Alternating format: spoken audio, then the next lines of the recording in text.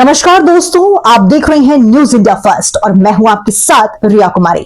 चलिए सबसे पहले नजर डालते हैं आज की बड़ी खबरों पर जो सीधे आपके सरोकार से जुड़ी हुई है। तो बिना किसी देरी के शुरुआत करते हैं आज की मुख्य खबर से। समाजवादी पार्टी के वरिष्ठ नेता सुधीर चौहान के नए विधानसभा 60 कार्यालय का आज भव्य उद्घाटन किया गया। उद्घाटन समारोह में पार्टी कार्यकर्ताओं के साथ ही स्थानीय लोगों की बड़ी संख्या में हिस्सा लिया, जिससे कार्यक्रम और भी भव्य और उत्साहपूर्ण बन गया।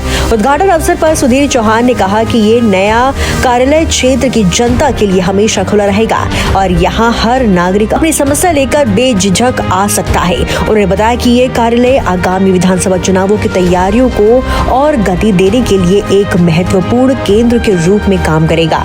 अपने संबोधन में सुधीर चौहान ने जोर देकर कहा कि समाजवादी पार्टी हमेशा जनता के मुद्दों पर संघर्ष करती रही है और भविष्य में भी जनता के हित सर्वोपरि रहेंगे। उन्होंने ये भी कहा कि क्षेत्र में विकास, शिक्षा, स्वास्थ्य और रोजगार को मजबूत करने के लिए जल्द नई योजना पर काम शुरू किया जाएगा। कार्यक्रम के दौरान कार्यकर्ताओं में नया उत्साह देखने को मिला। पार्टी सूत्रों का कहना है ये कार्यालय न केवल संगठनात्मक मजबूती बढ़ाने का केंद्र होगा, बल्कि आने वाले चुनावों में जनता के साथ सीधा संवाद स्थापित करने का भी एक अहम मंच साबित होगा। सुधीर चौहान के नेतृत्व में इस कार्यालय के उद्घाटन ने क्षेत्र में राजनीतिक सक्रियता और चुनावी तैयारियों की एक नई लहर पैदा कर दी है। हापुड़ से गुलजार अली की खास रिपोर्ट। आज पूरे राष्ट्र में माननीय मुलायम सिंह का जन्म मनाई जा रही है। इस पर क्या लक्ष्य रखा गया? देखिए, लक्ष्य स्पष्ट है। नेताजी ने जब उनकी राजनीति का पदार्पण हुआ तो उस टाइम भी ऐसी व्यवस्थाएं जो कहीं देश में एक तरफा चल रही थी, पूरा समाजवादी पार्टी की स्थापना से लेकर उन्होंने हमेशा एक संघर्ष को चुना, किसान मजदूर के मुद्दों को चुना। और जो स्पष्ट संदेश आज समाजवादी पार्टी की तरफ से आज हमें है, हमारे राष्ट्रीय अध्यक्ष जी की तरफ से भी, कि दोबारा जिस तरह नेताजी ने पगडंडियां नापते हुए साइकिल चलाकर प्रत्येक व्यक्ति को, प्रत्येक कार्यकर्ता को ऑफिस में ना बैठकर हर एक व्यक्ति से रूबरू होकर पार्टी को घर घर तक पहुंचाया, कहीं इस बीच में सत्ता के गैप में कार्यकर्ताओं के लिए स्पष्ट निर्देश है कि पुनः नेताजी को आत्मसात करते हुए उन्हीं की राह पर चलते हुए लोगों को अपने यहाँ ना बुलाएं, हम लोगों तक पहुंचेंगे। नेताजी माननीय अखिलेश जी का कहना है पीटी, लेकिन अगली मीटिंगों में विधानसभा में पीटी के लोग नहीं मिलते। नहीं, ऐसा नहीं है। पीडीए का मतलब एक संपूर्ण समाज से है। पिछड़ा, अल्पसंख्यक या दलित किसको समझते हैं आप? पिछड़ा हर एक वो व्यक्ति है जो इस पूंजीवादी सरकार के दंभ में आकर गरीबी को ना जात से तोला जा सकता, ना पात से तोला जा सकता है।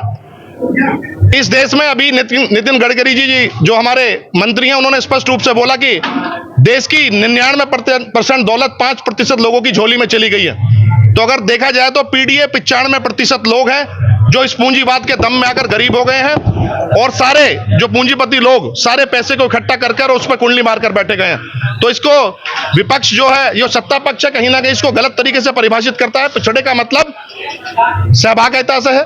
पिछड़े का मतलब अपनी जिस लोगों की जितनी भागीदारी है उस भागीदारी को ना मिलने से है। इसमें किसी जाति पाति के लिए पिछड़े को शब्द को प्रयोग करना केवल एक सत्ता पक्ष की चाल है, वरना हम इसमें बिल्कुल स्पष्ट है, हमारे राष्ट्रीय अध्यक्ष स्पष्ट है। 95% लोगों को हम लेकर चलेंगे। 5% लोगों के लिए देश नहीं बना, सारे रिसोर्स नहीं बने। सब मिलजुल कर रिसोर्स पे सबकी भागीदारी होनी चाहिए और सब मिलजुल कर ही देश को आगे बढ़ाएंगे, प्रदेश को आगे बढ़ाएंगे। उद्देश्य क्या है? पीडीए का उद्देश्य बिल्कुल स्पष्ट है। पिछड़ा है, अल्पसंख्यक और दलित समाज की जहां तक बात है, हमेशा देश की आजादी के बाद रियासतें टूटी और इसलिए तोड़ी गई थी कि देश में संविधान आया, लेकिन कहीं ना कहीं संविधान को आज भी ताक पर रख दिया जाता है।